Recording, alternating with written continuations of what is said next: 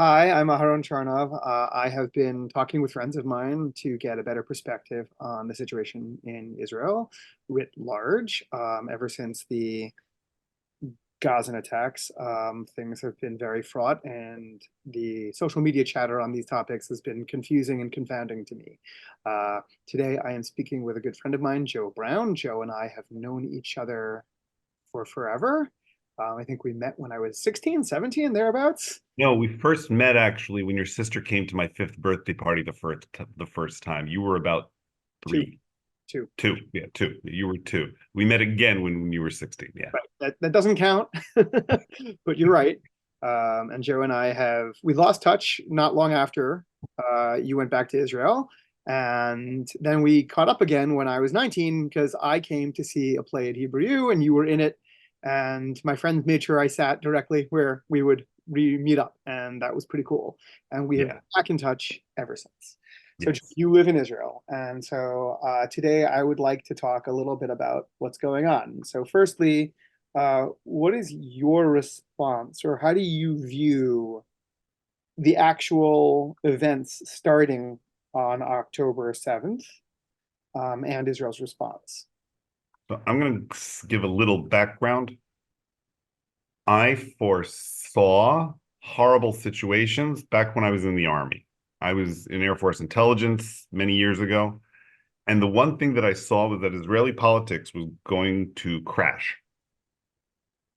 And I'll admit it, I'm not the most classic Israeli. I'm on the left side, what they call. I'm not a crazy peacenik, but I am a peacenik. I do not believe that Judaism should be the state. I believe that state should have Judaism in it. And I see that there's a huge crash happening between the people who believe in Judaism as the state and people who believe in democracy as a state. I participated in many of the demonstrations. And what happened was a direct result of people not caring about finding middle ground. That's what led up to the Hamas taking over in Gaza. That's what led up to there being no financially viable Palestinian state, neither in the West Bank nor in Gaza. That's what's led up to the situation in Lebanon. If you go back to what Ariel Sharon did in the late 70s and 80s, it's all the same thing. Not caring about finding a middle ground, just keep on pushing the decision off. So that's interesting that you bring that up in that you frame the conversation that way, because I've been thinking a lot about Oslo in all of this. I remember Oslo and thinking it was like the end of history, and thinking, okay, this is a good place to start. And it fell apart pretty quickly. Yes. And of course, I was in Israel when Prime Minister Rabin was shot and killed by a far right extremist Israeli, um, a guy who'd gone to the same program that I'd gone to. Right, he was a Hesder yeshiva boy. I was always surprised when Oslo fell apart that the government, Israel, didn't race to replace it, to fix it, to what have you. And on the other hand, Israel did. I mean, I remember seeing Ehud Barak and Yasser Arafat, right, with the no, you first at Camp David. I remember hoping that things would come back together, and like you said, they clearly did not. Um, and I've always said that since then, Israel's response has basically been the same response that the United States had towards the native population in the North American continent, right? Just push them further and further, marginalize further and further, and ignore, basically, like you said. So what we basically have are reservations now in Gaza and the West Bank. Uh, That is actually, I'm going to say it's there's slightly different reservations, whereas I'll say the West Bank is more a military controlled reservation. Like that's the early reservations. If you look back at the history of America, where the army could go in at any time and plow it if they wanted to. And Gaza was supposed to be a self-sustaining, kind of like what happened with the Hopi tribes. Um, both horrible comparisons, but both true. I was actually rather proud of Israel and Sharon, and who would have thought Sharon capable of it in 2005 when they pulled out of Gaza. I thought that was the beginning of, again, a reasonable effort to show on Israel's part a willingness to coexist peacefully, right? Let's get out of Gaza and give you autonomy. That was 2005. In 2006 is when the tunnels began, and as I recall, 3 Israeli soldiers were You're missing something there. okay. Sharon had a stroke Right. and was replaced by Olmert. This is important. This is crazy important. The fact is that Olmert stopped the Palestinian Authority from taking over Gaza. How He so? didn't, what? How so? Physically, he didn't let them in. And he allowed guns to go to Hamas. He's the one who started it, actually, stopping the Palestinian Authority from taking over Gaza. He did not let Abbas take over because he was pissed at Abbas. And I he thought thought, well, I can play this. I thought Hamas won What? an election in Gaza and Fatah lost. Yes, but the Fatah had been weakened because the leaders were not allowed in from Ramallah. They were not allowed in. He did not allow passage between Ramallah and Gaza. And so he weakened the Fatah in Gaza de facto, and that allowed the rise of Hamas, which led to the elections and then the building of the tunnels. So actually, Israel, very similar to Sharon's mistake in 81, I think it is, that Sabra and Shatila happened. They did the same thing. Let's give arms to these people and they'll kill themselves. And then it leads to backfiring and shooting at Israel. The Hezbollah is a direct connection to Sharon, and the Hamas is a direct connection to Olmert and Bibi, who continued the line. He had the chance to stop it 3 times. Could you explain those two? I don't. Now you're into history that I don't know. So could you explain that, please? Okay. The first time he had was before, because the first time he was prime minister, he had the ability to stop, to really, really allow the Palestinian Authority to thrive financially. He had the ability to allow them to help them establish a stock exchange, establish schools in a right way without all this, not through UNRWA. He could have said, let's step in, let's work this together, let's make this economically viable for both sides. He didn't. He prevented that. It continues. He allowed the passing of guns to Hamas once, and he allowed the passing of money that was clearly going to fund Hamas's digging expeditions. Is this a question of them supporting political rivals in the hopes that there would be internal fighting and Pretty much. And he thought that Hamas will deal with themselves. so are these unintended consequences then? I don't think that October 7th was an intended consequence of anybody. No, I'm going back. I'm saying just Bibi allowing money to go to Hamas. Yeah. It's in order to keep things quiet so that I can get to the next elections and still have Hamas there, because Hamas is a lot scarier than the Palestinian Authority. You have to remember that the Palestinian Authority, well, it doesn't say on its slate that they support Israel. Their main force is a police force. They believe in policing and they want to get to an independent state. Hamas doesn't care about states. For them, the state is a tool in order to expand Islam around the world. Right. So, and Israel's response, Radicalism. right, radicalism. And Israel's response to that has basically been to contain, right? To try and contain. Try and contain. But not negotiate, because you don't negotiate with people who are going to try to kill you. Even better, you don't negotiate with people that you've prevented from allowing to have a representative. But I mean, so we're caught now in a vicious cycle. Yes. It doesn't. I mean, so this is something I wanted to say when I was talking in my first conversation with my friend Ron, but I forgot to get around to, was that Israel's position, for as strong as a country as Israel has become, its position really is one of fear, right? Okay, this is a bit complex. On the one hand, America proved this. Nothing will cause Israel within the green line for a second. Let's not talk about beyond the green line. Within the green line to disappear, to not have America's backing, to not, no one will, everybody who goes and attacks Israel within the green lines properly. I mean, not talking about Gaza, what happened, they went back to Gaza. So knows that they have America, but we have America behind us. They know that. So that fear of the existence of Israel, it doesn't really exist on the day. We all know that Israel's going to be here for more years. What Israel's going to look like is a different question, but Israel's going to be here. However, are we still going to have terror? Are we still going to be at war? And the answer is yes. This started in 67, obviously, when we didn't make a decision what to do with these areas that were conquered. And I'm not getting into a political thing. You can call them Judah, Samaria, Ayosh, the Gaza, the West Bank. You can call them the occupied territories, the conquered. It doesn't matter. Somebody had to decide what would happen with this land. It is no man's land. It is the only no man's land, I think, right now in the world that has been taken over by a military force, but not taken over by that country as well, legally.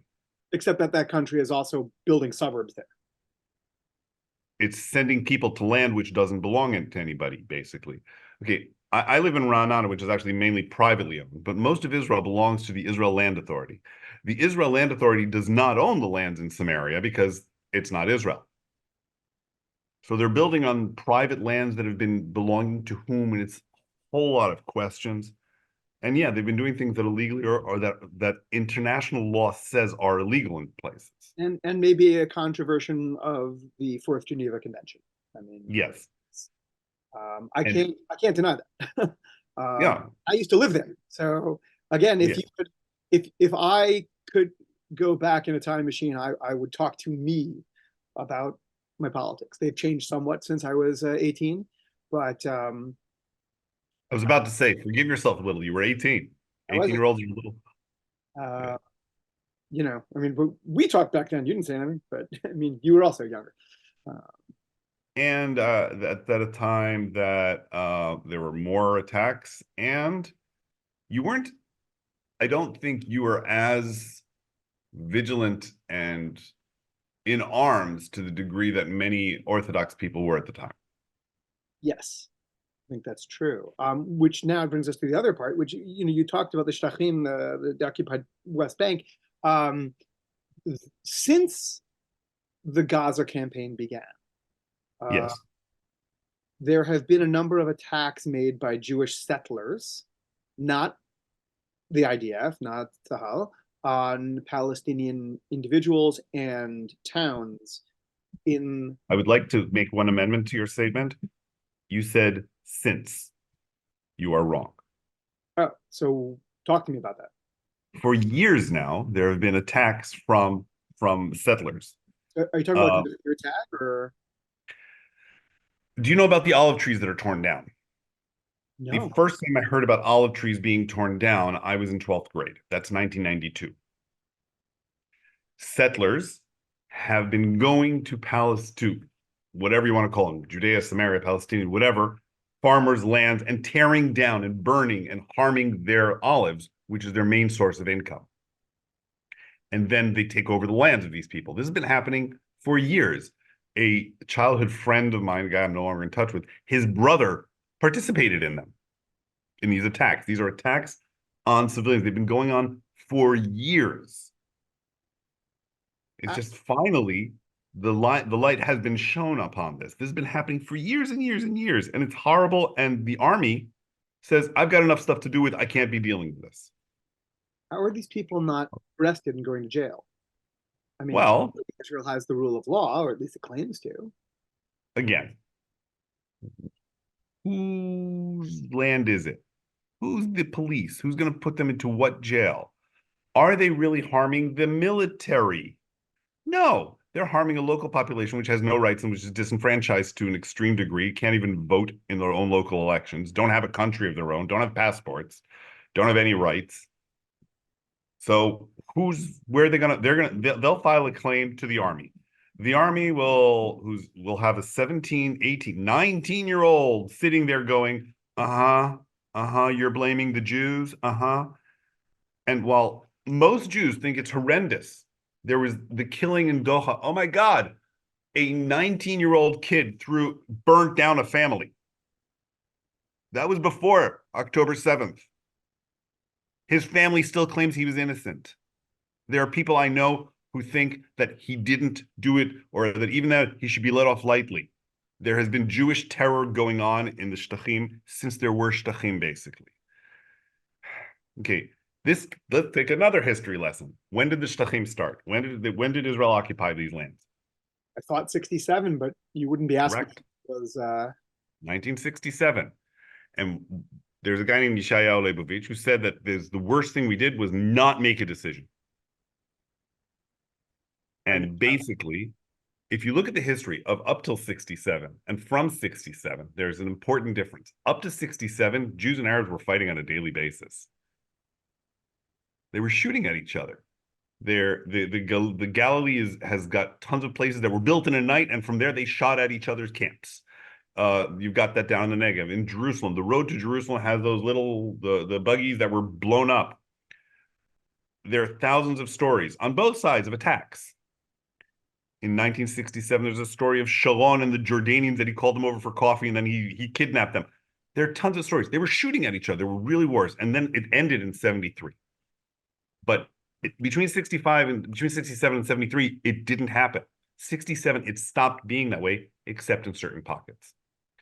And one of those pockets was Yehuda v'Shomron, were these territories, which led to the fact that the people there, the Palestinian people, or whatever you want to call them, doesn't matter, have been living in a situation where they have no rights, they're being shot at, and the army is obviously taking the Jews' side because it's the Jewish army. Now, it's not everybody, but the fact is that when you send 18, 19, and 20-year-olds out there and you tell them they're the enemy, and that's what they have to believe, that's what they're going to believe. And that's the people who we're sending out there. We're sending 19-year-old kids. It's like Vietnam. Everybody who came back from Vietnam, most of them said, oh my God, what did we do? And there's Shovlim Shtika. I don't know if you've heard of them. They're trying to break the silence and let people say what's really happening there, what really happened in Lebanon, because not all of it was wonderful. And Israel continues to not make a decision in Gaza and not make a decision about anything. And things are stagnating. And when things stagnate, they rot. And when things rot, they crumble. Yeah. I don't have any criticism to anything you're saying. I mean, again, I keep coming back to Oslo. If only they'd moved to final status and gotten it. How cool would it have been if, from the standpoint of international relations, Jerusalem had been a dual capital of two different nations? Now, obviously, there were all sorts of civic issues that needed to be worked out, but just imagine the symbolism of that, of two people that had learned to make peace and get along. You could have the Knesset on one side and, whatever the Palestinian equivalent would have been on the other. But of course, that never happened, and that never would happen. Do you know how Bibi ran after Rabin's murder? Yes, I remember Netanyahu Oseh Shalom Batuach. No. He Yeah. also ran on Peres Yechalek et Yerushalayim. Oh, I do remember that. You're right. So I didn't say divide. So Peres Yichalek, Peres just to be clear. Yechalek will divide Jerusalem, but Netanyahu does safe peace.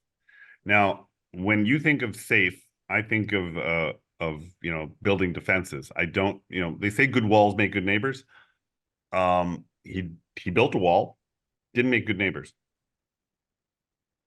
Nope. When I think of peace, I think of the ending of hostilities and general goodwill between both parties. But I'm okay without the general goodwill. that's fair. I mean, you're Israeli. Egyptians don't like Israelis. Israelis don't like Egyptians. We have peace.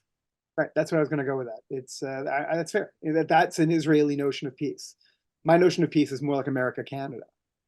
They were at war for one day. Israel and America and Canada. They had a one-day war. Okay. And it was about a turkey, I think, or something ridiculous. I like to think of peace. Okay, when we speak of peace, most people think of the European version of peace, really, like between France and Germany, between France and England, between Germany and Russia. These are countries that they stopped the wars and then they started having trade between them. And they started participating in tearing down the walls. And that could work if Israel would have built and allowed and helped build an economically viable state. And it didn't. Jordan has now requested additional water, and Israel's probably going to turn it down. Jordan has not enough natural waters to sustain its own population. Where's their solution of running a tunnel from the Mediterranean to a desalination plant? We didn't build desalination plants in Gaza early enough. We started late. Well, And then but you that's have to have also people who operate it that's also and let the Palestinians operate it. What? control, right? In other words, if Israel provides the Palestinians with in Gaza their electricity and their water, that's just another way of controlling them. Yes, but here's the question. Who's actually, when you provide them electricity, who's sitting on the wires to make sure the electricity goes through and is building it there? And that should be Palestinian contractors. And that's how you build trust. If they need you and you need them, you make money because they make money. That's when peace happens. So, but Israel won't do that because at least the perception that I have, which I assume is that of most people who don't live in Israel, is that Israel won't do that because they're too frightened. Which brings me back to Israel's notion of that this is one opposition of fear is Israel's like if we give them an inch, they will use it to kill us. It'll blow up in our faces literally. I Um, think that is a very common perception. I think that enough people are willing to um, be open to different leadership, providing a different view than Hamas. We've just been living with Hamas, and now it's coming out that Bibi has been helping Hamas stay in power. People didn't know this. I was surprised. I knew this. and I what knew that does that mean? He was help. Does that mean there was an agreement and they honored it? Does that mean? I mean, when he was allowed money to flow freely, okay? And cash in suitcases. In other words, untracked cash was going to a terror organization who's placed on their thing that they want to kill people. wow. That's their agenda. They are a militant, radical Islamic faction. So why would an Israeli government fund that or even allow fund? There's a difference between passively allowing versus actively funding that. Because Bibi lives off fear. He gets elected living off using words like Hamastan and saying that the Arabs are coming in buses to elections, which is a horrible thing to say. Imagine if they'd said in New Jersey, the Jews are coming to election by buses. Let's go out and vote against them. And he said that about Arabs. Imagine if in Maryland they had said, "Oh my gosh, all the African Americans are coming to vote. We have to get the white vote out." That's a horrible thing to say. It's a horrible thing to say. And he said it. He then apologized later. What I meant was that they're expressing their democratic rights, so we have to do that as well. That's not what he did. He's been voted every single time off fear. So he's been directing the narrative to a narrative of fear. When I grew up in the 80s, there was a narrative of small fear. But now the narrative is of fear because he's been controlling the narrative through creating the free newspapers in Israel, which are all right-wing oriented and all oriented towards getting fear. They're tabloids. They're horrible tabloids. The what's a sling? My favorite. There's a channel which is completely radical right-wing thinking, and it's funded by the state. It's endless, unfortunately. My daughters go to non-Orthodox schools. They go to secular schools. And the Judaism that they are presented is not an open Judaism. It's not a democratic Judaism. It's the rabbi from the shtetl Judaism. And the rabbi from the shtetl Judaism is a fear. relating Judaism. Yes. And so long as you're fearing somebody, so long as you're stuck in that cycle of fearing the other guy, there's not a lot of room to build trust. Correct. One of the people killed was a peace activist, and she was very well known in those fields. I've got a lot of friends who knew her personally, and if you look at what she did, she kept on saying we have to meet as people, because when we meet as a people, we're not meeting the people. When I was like 4 years old, my mom had this play group, and it was Nathaniel Danto, Jewish, myself, this blonde girl who was conservative or something like that, and a African American child, Brian. So I knew from an early age that everybody's the same because I saw the people. But when you don't see the people, all you get is an image of the them, and that's what he works on. Um, I lived in Matan previously. Now I live in Ra'anana. But when I lived in Matan, it's next to Jaljulia, and I went to meetups between Jaljulia and Matan people. Most people in Matan don't want to meet the people from Jaljulia, and most people in Jaljulia, they'd be open to it probably. But we've set in stone that Jews don't learn Arabic. Arabs don't have to learn Hebrew the same level. They don't participate in the army. They don't participate in civil society in the same way. They're considered. I mean, we're not an apartheid state, but we're close to it. You will never have a head of staff of the Israeli army who's a Muslim Arab. That's not apartheid, but it's very close. Um, One of the things that scares me the most is the fact that Israel has become an island on purpose. How so? Europe doesn't like us because we are against the Palestinians. I mean, Chile just kicked out our ambassador. I'm aware. Chile is, by the way, not in Europe, but okay. Yeah, I know. I said in addition. Um, the American when we were kids, almost everybody who was Jewish was Democrat. Jews voted Democrat, basically, when we were in the 80s. I mean, you were a little younger, but and now I know so many people who are voting Republican. They vote Trump. I don't know about non-Orthodox circles, but in many Orthodox, the shul I go to now, the synagogue I go to, is not necessarily hardline Orthodox. If you get me, it's more of an open Orthodox model. Modern Orthodox, we'll No, call not it. even like beyond modern Orthodox now. The egalitarian Orthodox. No, but it's this notion of open Orthodoxy. It's more of an Avi Weiss kind of Huh. Chovevei kind of place as opposed to YU. But in let's say YU circles, so the modern Orthodox, the young Israel moving rightward, it's all Yeah. Republican. Yeah. We were at a synagogue recently in Pennsylvania. My whole family, we rented a house and got together the whole family, um, Nice. and we attended services at a place that's a shul, but also a sort of out of town yeshiva, so very yeshivish. And they had like in the dorm, they had like "Let's go Brandon" signs up, and I just thought that was ridiculous.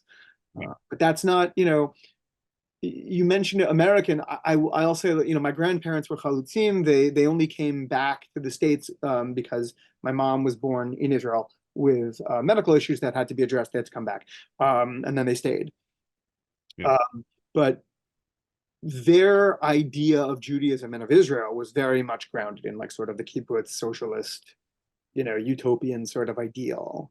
And I Mhm. think, as you know better than I, Israel has sort of embraced capitalism, under the during the Netanyahu eras, um, Hyper capitalism. hyper capitalism, and of course, Israel's success is hard won and certainly something that the nation can be proud of, but it has done so while also ignoring the Palestinian issue.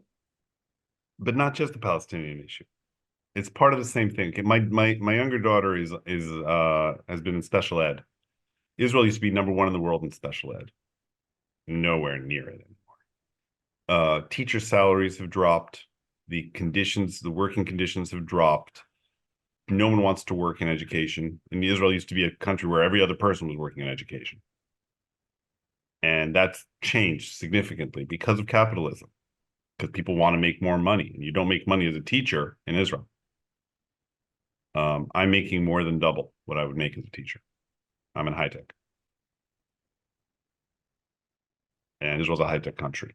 So it's been ignoring the fact that we have two populations who are not playing the game. You see, at the same time that I say that I said before that Israel will not have a Muslim chief of staff of the army. We also won't have a Haredi one. We won't have an ultra Orthodox one because they don't play the game. They don't go to the army. And as long as we treat people differently, I find it problematic that my daughter's she just went for what's called Tzav Rishon, her first step in going to the army. She's only going to do 2 years. I did 3. Why? Because there's an inequality that's built into Israel, and it's built into its relations towards ultra-Orthodox, Arabs, whatever it is. They just move forward. Let's just keep going. Let's just keep going with inequality. So yeah, the Palestinians have definitely been on the short stick of that, but also the Arab population and the Haredi population, who are not part of the mainstream. So one of the main talking points that we hear a lot is in Israel, uh, everyone who is an Israeli citizen, so that excludes anyone who is living in Gaza and or Arabs in the occupied territory, Yeah. have equality under the law and have the same, in theory, opportunities as anyone else. Yes. Is that true? I mean, Again, do you believe that Israel will ever have a Muslim as chief of staff of the IDF? Muslim, maybe, maybe not. I don't know. Druze, possibly. I didn't say Druze. Druze and Muslim are very different. Right. I didn't even say Christian. I'm saying specifically a Muslim. Do you believe that it would ever happen? Not theory. Do you believe it would ever happen? If things continue the way they are now, no. Yeah. Um, they don't even have the option of becoming. Most of them are not drafted to the IDF, which means that it's blocked. Now, there They may be elect to reasons. go in, What? and they elect to go in. In other words, Even if they would a tried to, typical some of Muslim them are. Israeli walk up to the Israeli army and say, "I'm 18. It's time for me to join the army"? Would they say, "Oh yeah, get in"? Well, there are Arabs who do, but if they're from Jerusalem families, there's a chance that they'll say no. Certain The families they'll army say will no. say no. Yeah, they'll say no. We don't need you here. Get a patol. Go learn university and make a living. Terribly wrong with that, although I do hear it. And of course, being in the army is part of a networking future to most Israelis. The high tech in Israel is built a lot off the unit called 8,200 Shmonematayim. A lot of them connected in the army, and they built their connections that last to this day, 20, 30 years later. A lot of the high tech nation is based on that unit. Mm-hmm. And on Mamram, another unit. And so it's not apartheid in the fact that if they fought, maybe they could get in.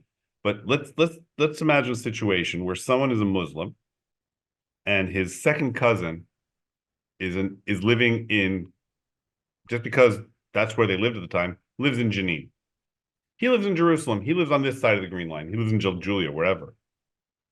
He goes to the army and they say, well, we have this issue. Your cousin lives in Jenin. He's your family, right? Yeah. And people put family before things, right? And he says, of course we put family before things, but we put safety of the nation first. And he says, yeah, but you said you put family first. We can't take you. So, That person has just been, even if he's brilliant, will not get into Mamram, will not get into Shmonematayim, will not get into intelligence. Now, I'm not saying there isn't a reason why not, because there are strenuous reasons, but this person will never be an Israeli officer in the IDF. so that seems to be a position of fear. Yeah, it's because of the fear. But again, as long as we keep 2 million people in a state where they have no state of their own, where they don't have real elections, where they don't have a government, they don't have passports, they don't have their own country. And Israel won't make them citizens. Right. Again, they're worried about this idea of a fifth column. Yeah. Now, I'm not again. Okay, I'm going to say something horrible for a leftist. I'm not crazy about the situation, but if it meant that they are all deported and we get peace, and that was the decision made, I don't like this decision. I think it's a bad decision, but it's a decision. Giving them citizenship, I don't think it's a great idea either. But if Israel decided to do that, that's a decision. The problem is that they're sitting on the pot and not making a decision. You got to make a decision at some point. That's the difference between being an adult and being a kid. The kids don't have to make decisions. They got adults making decisions for them. Someone has to be the adult in the room and say, here's the solution, here's where we're going. And nobody's been doing that in Israel since 1967.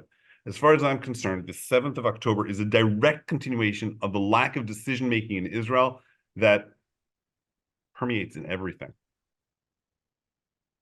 Everybody gets away. I mean, Ehud Barak, who said, yes, it's my responsibility, and then did nothing. He didn't quit. He didn't fire. He didn't, and that was fine. That's like, yeah, okay, it's your responsibility. So what? Responsibility is meaningless in this country. That's been proven. Ariel Sharon, he was not allowed to be defense minister because of Savran Shatila and the Shamgar committee. And he was prime minister. How can that be legal? How can it be legal to be the boss of a position that you're not allowed to be? I hear that. On the other hand, Sharon did make a decision. He pulled all the settlements out of Gaza. Yes. However, he also went up onto Temple Mount and caused a riot. He also sold arms to both sides. It took him 30 years to turn around and understand you have to make peace. You don't get peace. Nobody gets peace. Peace is made. You have to make peace. You have to make peace. You have to be active about it. You have to work at it. It's any relationship. It could be your relationship with your siblings, your relationship with your partner, your relationship with your boss, your coworkers, your relationship with another country. It's about work. If you don't work at it, it doesn't work. It's true. France and I have not spoken in years. With me, it's Malaysia. It's for the outtakes. No, I hear you. The problem is that this situation is never going to end. Unless there are two unlesses. I personally believe, well, okay, I don't know if you've checked the polls of Israel's elections. Almost every party that's in the government currently, next election crashes and burns because it just went on too long. It just went on too long. And no one wants to be saying, I'm for that guy who caused October 7th. So post October 7th, the Israeli response in Gaza has been pretty heavy-handed, which again, I think is reflective of a position of fear for the lives of the hostages. I can't imagine most of whom are still alive. Fear for the security of your own country, considering it represented such a huge failure in your own intelligence. I'm not sure the response. I'm not sure the response is good. I worry that the biggest outcome that Israel is going to have now is that this is going to recruit the next generation of Hamas for a generation, or whatever comes after Hamas.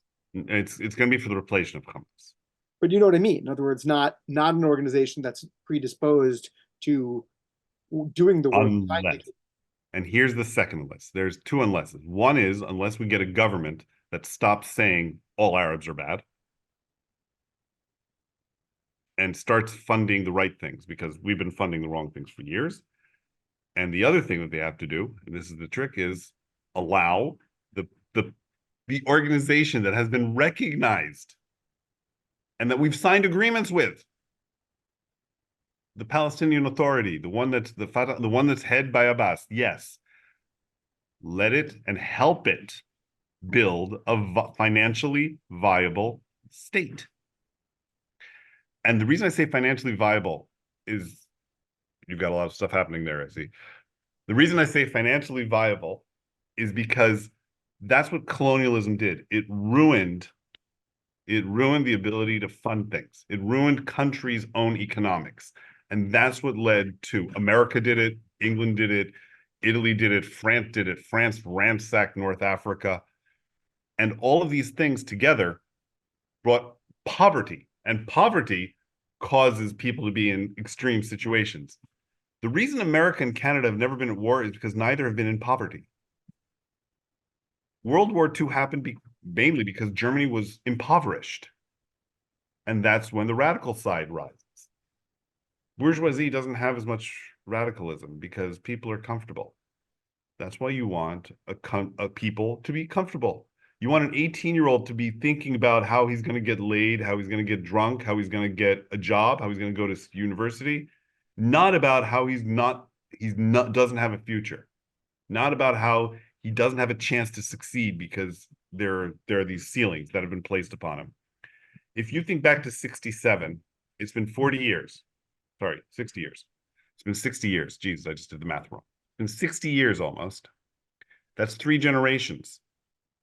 That means there's a grandson whose father and grandfather were born to a situation where they didn't have any nationality. They had 0 basic rights. So if we want to change that, we have to actively give them a viable future, provide them with high-tech studies, provide them with things that can give them a future, provide them with the infrastructure, make sure that the sewage works, make sure that they have the contractors who can take care of it, and make sure that it's not going to guns, that it's not going the wrong places, that education is done together. So how does that happen? Because in other words, I think we are often told or taught that, Palestinians, specifically in Gaza, have a Hamas leadership that, to a certain extent, builds hospitals and provides education, but also teaches their citizenry, as it were, to constantly hate Israel. And I think Yeah, Israel would be, most Israelis, at least I would assume, would be loath to partner with an organization that does that. In other words, Israel can't go into Gaza correct. without it being a military campaign. But how about let's open the door and say, okay, Fatah, come in. What does that mean, open the door? Right now, we're building I don't know if you know this, Israel has flattened the area near the borders with Gaza, and it's going to use that as as like a safety zone within Gaza. So we've given them less land. Yep. Instead of saying, okay, Fatah, you decide where this is. We didn't talk with them. We didn't bring them in. How Right. about having open talks at the same time? Bring the Fatah leadership in. Say, look, we need a solution for tomorrow. Let's sit down and say where what happens. Let's make this happen. Well, but Fatah doesn't exist in Gaza, does it? Right, it's been kicked out. But let's talk with them so that the people there will have a plan. They could be there. They were kicked out, and then Hamas blew up there's been no election since then. Right. 2006. One election and then ended any sort of democratic process whatsoever. Yes. So let's bring back in the democratic people that you can talk with and say, what's the plan for tomorrow? Okay, we know that it's shit now. What's the plan for tomorrow? But who's doing that? Nobody. I They don't. haven't been doing it since 1960. There were 3 years where they did it. I was part of that process. The aviation clause in the Jordanian peace process. My words. I was in the Air Force at the time. Lucked out. 3 years. That's all that it was. It's 3 years in a history of 60. We have to balance that out by giving the next 60 years about building peace, about making peace. If we don't give the exact amount of time, But you're talking about this as though Israel can go in and change Palestinian policy. It can't. it can to a degree. It can if it states, okay, let's start by saying that Gaza is a country. So I've never understood that. This is something that's been on my mind for my entire life. Forget Israel's side of this for a second. Why haven't the people of Gaza stood up and said, you know what? This is the borders of Gaza right now. We declare Palestine. Yes. Right? And And yeah. And but we have a stage 2 that we want to talk about that this isn't finished. so I'm saying like this. So I'm saying obviously there's more to it, but they're simply saying we are a sovereign nation. Yeah. I mean, there are things we haven't talked about. I know that the Iron Dome is very effective, but that Yes. doesn't change the fact that there are rockets coming over the Shot by border. whom? I'm sorry, Shot by whom? Palestinians. Ah, it's not being shot by the Fatah. Fatah's not in Gaza, Yes. That's my point again. but I'm saying Hamas doesn't care about nations. Hamas doesn't care about the notion of a nation.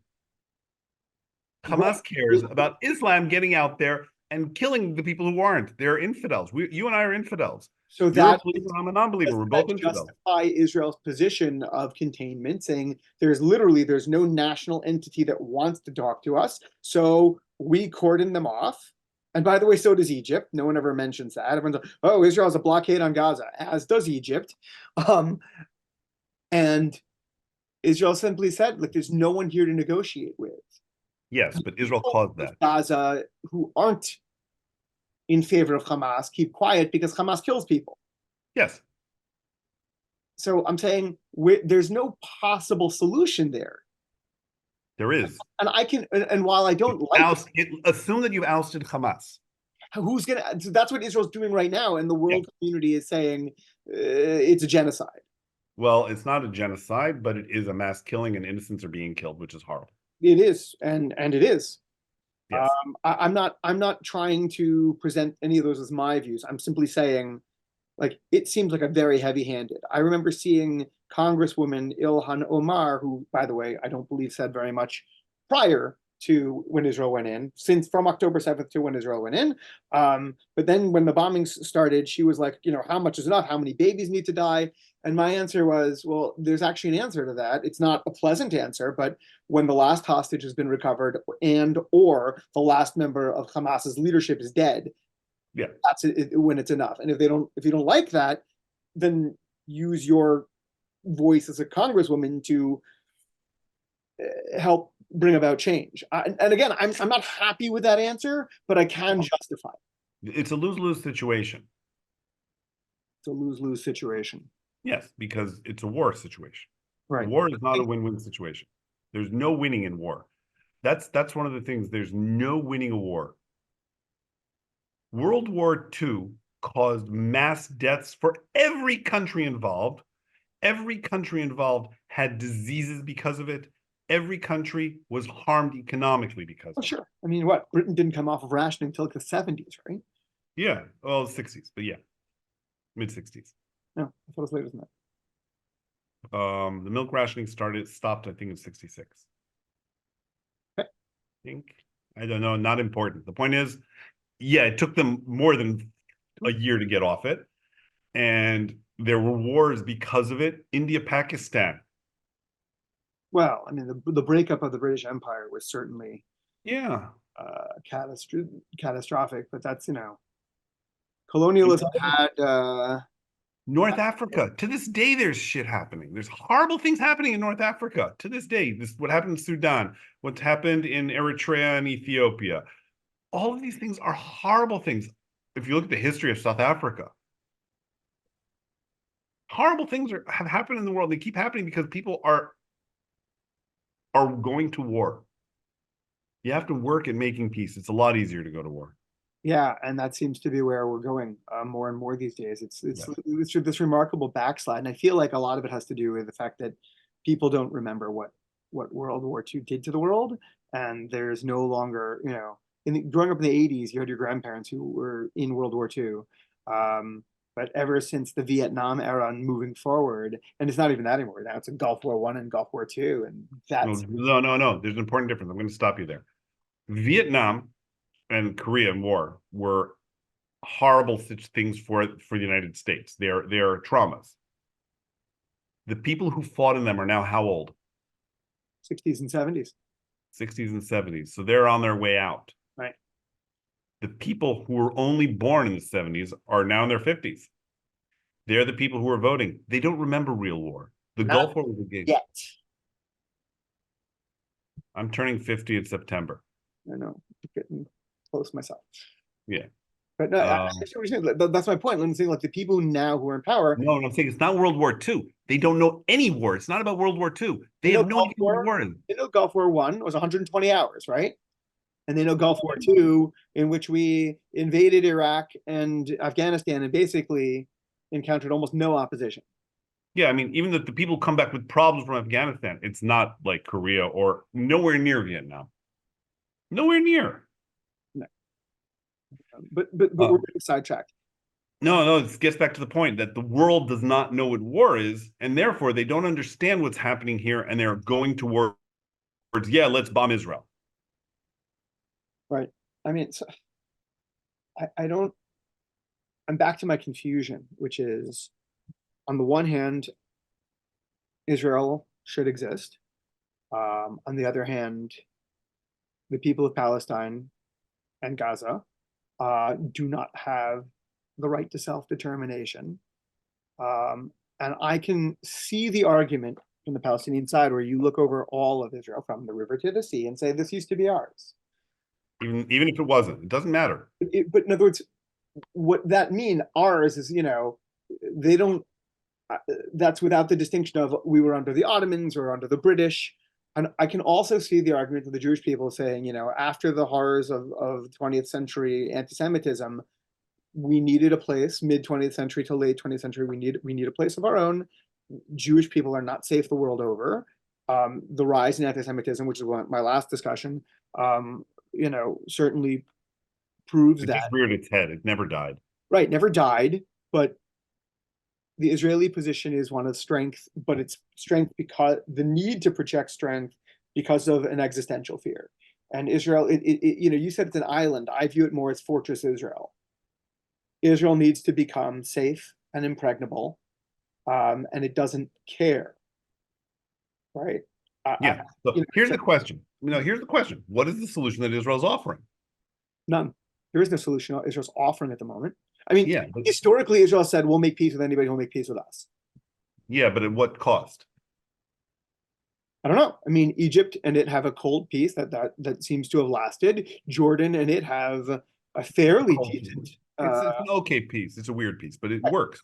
It works, and now it's normalizing relations with the rest of the Middle East because I think a lot of that has to do with the fact that the powers of the Middle East, right, are much more interested in their own economic development and don't particularly care about It used to be the Palestinian issue was the big wedge that divided Israel from the rest of the region.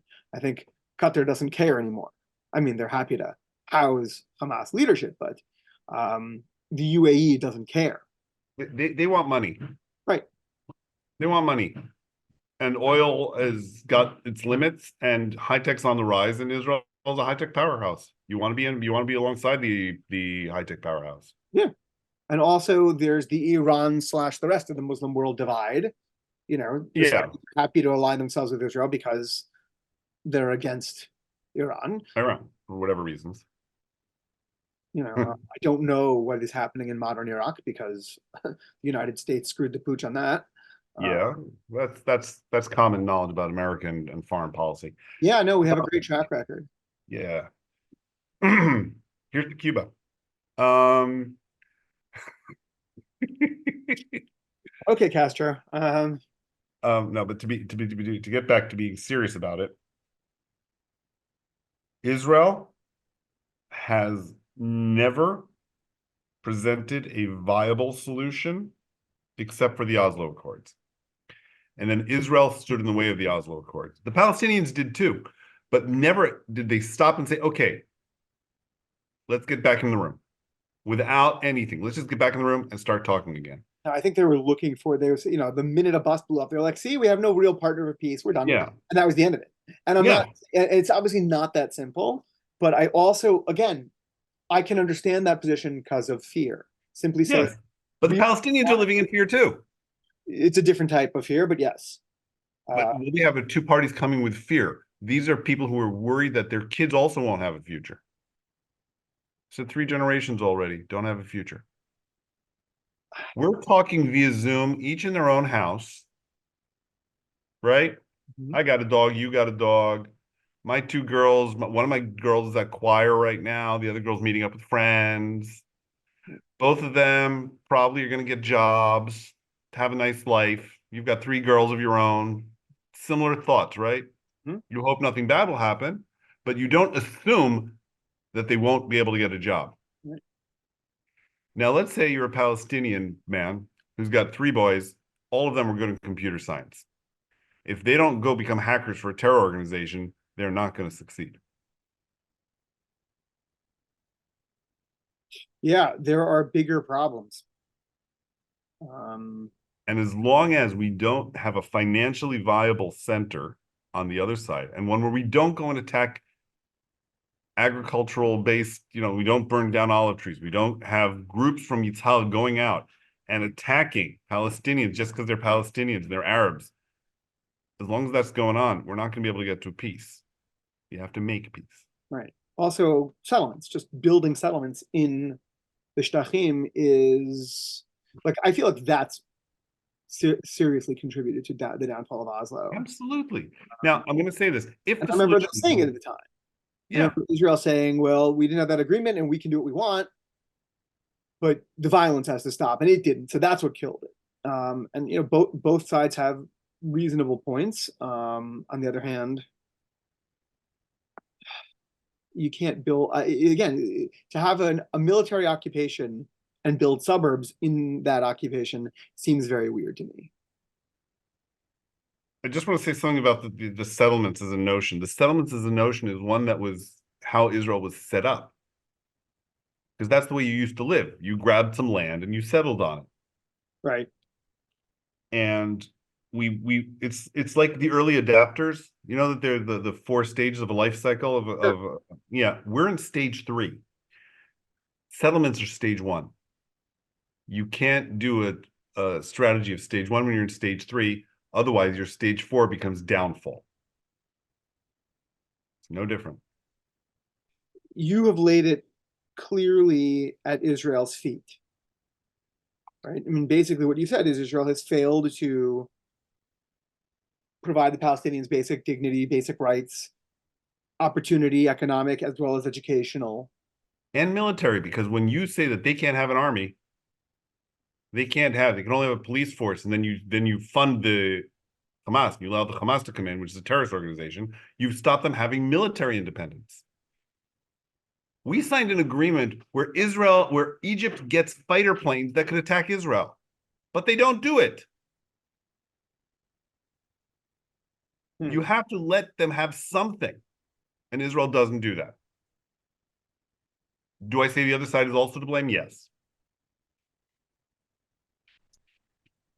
Yeah. And how, pray tell, do you move forward? I mean, I assume there are um, organizations in Israel which has a free press and freedom of speech that are critical of the Netanyahu Yes. government, even now this unity government. And I assume there are groups that are working towards finding some sort of solution. Hmm?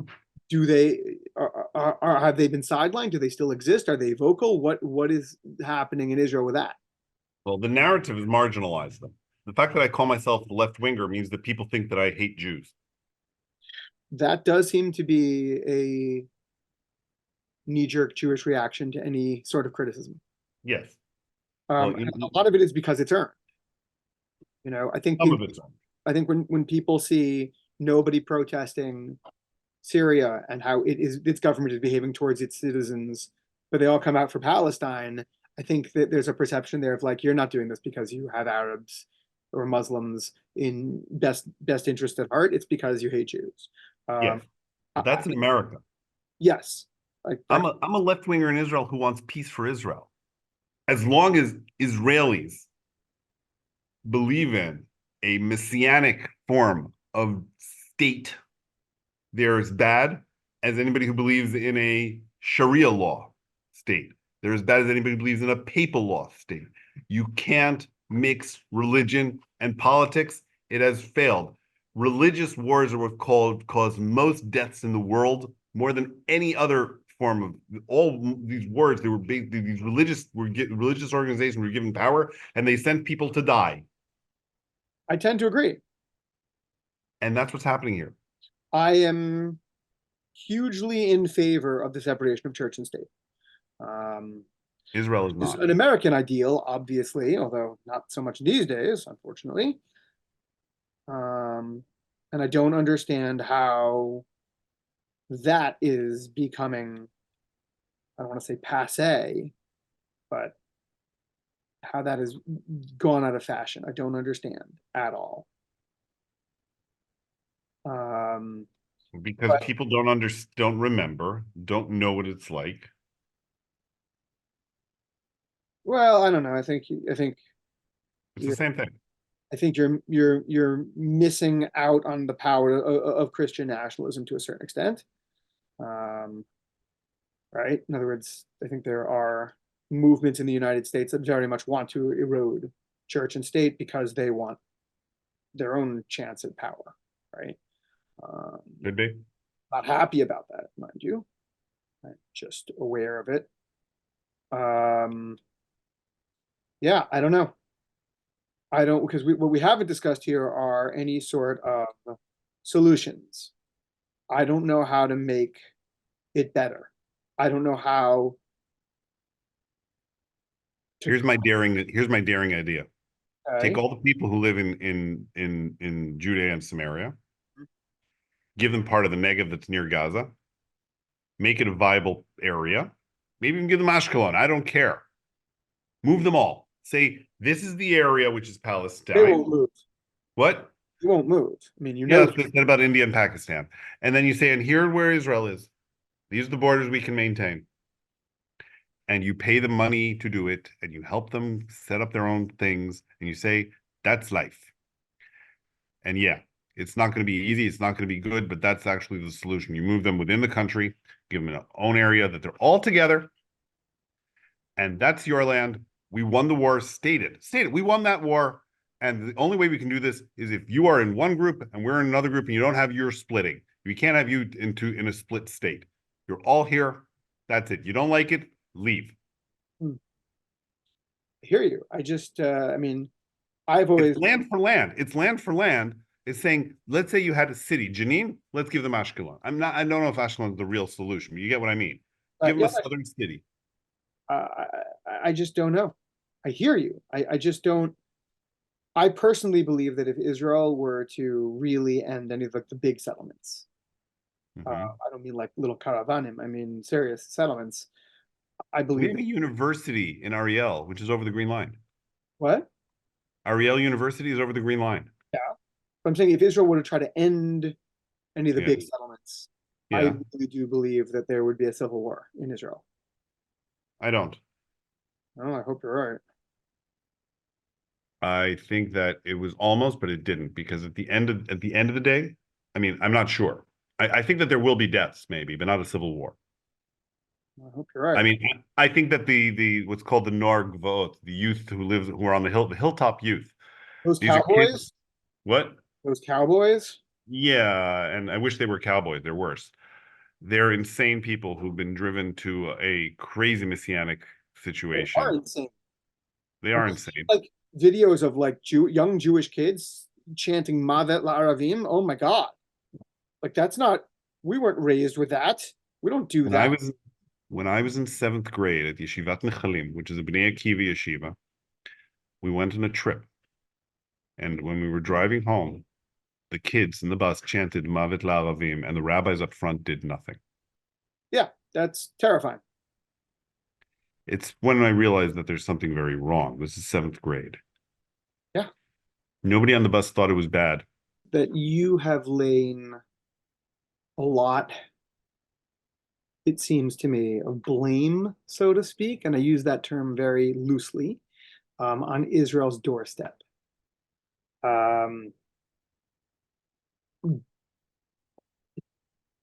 but we haven't talked about the fact that at least I was always brought up to believe, and certainly did believe that by and large, the people who identify themselves as Palestinian do not want peace with Israel so much as they want the destruction of Israel. Most of them don't give a shit. How many people in the United States of America care about Israel? I don't know. I mean, in Very the little. in the Orthodox Jewish community, everybody. We know from polling outside the Orthodox community, fewer, far fewer. And I know that the evangelical Christian world sees itself as Zionistic or Judeophile. I have my concerns about that, but beyond that, I don't know. Most people don't care. They want to I take that go back. out and do. Also, it seems to me that everybody on the left now is incredibly critical of Israel Yes. and sees it as a settler colonial power or entity and is anti-Israel writ Yes. large. And I'm not sure that that is a particularly good take either. That is in the United States, I think right now, that is what's gotten most ardent Zionists, people who are in favor of Israel, the most worried is because they don't see it that way. Okay. So that's one subject. What was the other subject? Solutions. How Solution. can Israel do any of the things you said it needs to do? In other words, Israel can't go in and build a school. Okay. Israel can do is pull out of Gaza. What it can do is pull out of the West Bank. What it can do is curb settlement activity, settlement building in the West Bank. Yeah. Israel can't govern except by military rule, and that is not working. Gandhi. We'll get to that. Let's start about caring about Israel. Let's get back to Gandhi. I We'll end with always thought that if the Palestinians want to win tomorrow, like imagine if they just sat at the border and just sat there and said, "We're not leaving until you recognize us as a state, and we're going to starve ourselves." Israel would lose that battle on the world stage, in a matter of minutes. yes. Yes. But We are the Palestinians belligerent. have, by and large, chosen violence as their main. It's a little more complex. We'll get to that in a second. Let's start with the caring about Israel point that we started talking about that we got to. People don't care about Israel. People in Kansas care about their jobs. People in Wisconsin care about the water. People in was it Flint, Montana? Do you think they care about Israel? Michigan, Flint, Michigan. People in Flint, Michigan don't care about Israel. They care about water. The people in Alaska care a hell of a lot more about the pipes than they care about Israel. The people in Ottawa care about Ottawan issues. Most Brits don't care about Israel. The Muslims care because it's a Muslim thing, but most of them, they want to have their jobs, have their beer, have their friends, have their life. Most people, and this is the issue of the middle class as a world notion, don't care about this kind of stuff. They just want to have their beer and watch their TV show. By the way, watch Taskmaster. It's a BBC show. Oh, Most people just want to live. They want to go with their kids for a picnic. Most people don't want to blow up anything. How many? I mean, there are white supremacists who've blown things up. Amongst the white supremacists, how many are there? Even amongst the white supremacists, not all of them have actually gone and killed. You have to remember that that's a step. And this comes back to the issue of most Palestinians don't care about Israel and they don't care about Palestine. They want to have their job, have their meals, have that, and they want to vote for their own government. Now, do they care if it's Israel or Palestine? I don't really believe it. The same as I don't really believe that the people who live on this side, if you take Colorado and Arizona, the people who live in this and can move to that state, sometimes they move, sometimes they don't. It's not that big an issue. And the issue of moving between France and Belgium, for some people it's a tax reason, for some people it's just comfortable. That's the way most people will just want to live. They just want to live their lives. The Palestinian peoples, if you count the 2 million people, we don't have 2 million people attacking us. If we had 2 million people attacking us, we'd be dead. There are 2 million Palestinians or people living in this whole area. How many of them are militants? How many of them are taking up arms and actually shooting at us? nowhere near 2 million. And while there are settlers who are going and cutting down these olive trees, and there are people from Yitzhar who are going out and trying to kill Arabs, they're not the majority. The majority just want to go to their job and be able to pay their bills and and have the quiet and have running water. I was one day without internet. I went crazy. That's what matters to me. I don't care if there's a Palestinian state or not on a daily basis. Sorry about the dog. I'm gonna mute. You can keep going. It's okay. I don't care about a Palestinian state per se. I want my kids to have a safe environment. That's why I look at Gandhi and what they did in India as a solution. They said, we know where you used to live. We don't give a shit. We don't care where you used to live. Your grandfather lived there. Your great-grandfather lived there. But if you live there, we're going to have war. So we got to move you there and we'll move here. And there will be none on this side and none on that side. You have to be within this framework in order to live here and this framework to live there. And you know what? It's been working to this day. They have threatened each other since 1945. 80 years of threatening each other with no war. I don't care if they threaten each other. They can threaten each other for 200,000 years as long as they don't kill each other. That's why I say the solution is build a Palestinian state in very different. I don't care about the green line. Erase the green line, erase all borders. Let's mark out an area that is the Palestinian area, which has enough room for all the people who are living currently, give them the same amount of space, give them agricultural conditions, whatever they need, help them build a country there, and we'll build on this side. We can't, I personally do believe that we can't give them full control of all of Judea and Samaria for very simple military, impossible to control reasons. If there ever is a war, Israel can be obliterated a lot faster if we do not control the Jordan River area. It's a fact. So what's your solution? My solution is, okay, let's move them near Gaza. Let's extend the strip, make it bigger, help them build it agricultural, help them with saline agriculture. Israel's developed saline agriculture. Build that with them. Help them build it and say, here, take it and go. We trade land for land there. And tell them, okay, let's build. And don't allow money to go there without international oversight.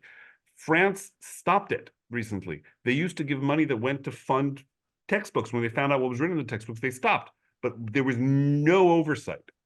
The second there's no oversight, you're leading to corruption. You lead to corruption, you lead to corruption. I mean, you're touching on a whole bunch of issues, but this idea that Israel can just go in and do these things. No. You'd have to sit down with Fatah and build it. Gandhi didn't do it by himself. It just seems to me to be a naive assertion that that can happen. Not that I don't think it's a good one. I think it, you know, I think if you, The reason I think it can't happen is because of Ben Gvir. beg your pardon? I think it won't happen because of the extremists on both sides. So you said because of Ben Gvir. Ben Gvir, he's an extremist, and he will, because his political power comes from being an extremist and being anti. And that's the way Israel politics have gone. We've gotten to a point where it's out of control. Yep. I hear that. I believe that you have to be daring. To be daring, you have to think out of the box. Think out of the box means take solutions that haven't been offered to date. And the only solution that I see is totally shifting the borders. Totally shifting the borders, but you have Arab leadership behind it as well. That's the solution. Do we have Arab leadership behind it? Yes. Let's bring Abbas into a room and tell him, hey, this is what we're doing. And you know what? You're not going to have Jerusalem. But isn't that a non-starter for them? Or we can say, but we take this part of Jerusalem and we create an international area. Wasn't that the plan in 47? Yeah, but we say, look, and this is the only way we can get to peace. You're there, we're here, and this area of Jerusalem, this part of Jerusalem is got this thing going on there. And you have to be daring about it. You have to. Otherwise, we'll be in the same place. Well, certainly staying where we are is um, terrible and depressing, um, and certainly not tenable anymore. I mean, it never really was. It never Uh, was. and obviously, things need to change because this level of violence is bad for everyone. If you want to, couch it simply in economic terms, it's bad for business, so to speak. Um, it, Oh, it's been bad for the economy. it's bad for on humanitarian levels, obviously as well. And I wonder about what the moral high ground is or isn't. I mean, it's very strange to me that anybody can ever talk about the moral high ground. Everyone has, nationally speaking, culturally speaking, so many uh, missteps in their history that frankly we should all be striving for a moral high ground, but we should all admit that nobody has it. Um, But that's the first step. I want a better world for my kids. I want a better world for everyone's kids. Um, and I love kids in general. So Especially on toast. that was terrible. Uh, I'm a dad. I have dad jokes. yeah, we all, I really feel like getting to be a father let me come into my own humor wise because I was always doing dad jokes. Just now I have the excuse. I very much want there to be a better world, if it's at all possible. And I appreciate, your take on this because I think that you're coming at it from that standpoint. What we have not spoken about at all is an Arab perspective, and that's sort of the next conversation I'm looking to have. I know you don't qualify, nor do I. So I'm looking to find that, but that's a conversation for another day. I do appreciate your thoughts and frankly your willingness to be critical of your own government and your own culture. Obviously I'm an outsider looking in. I have lived in Israel, but I mean that was as a student and certainly wasn't long term. Had that interview gone better that the day Yes. before I got married, that would be a very different thing. We could be neighbors. But that's another story for another time.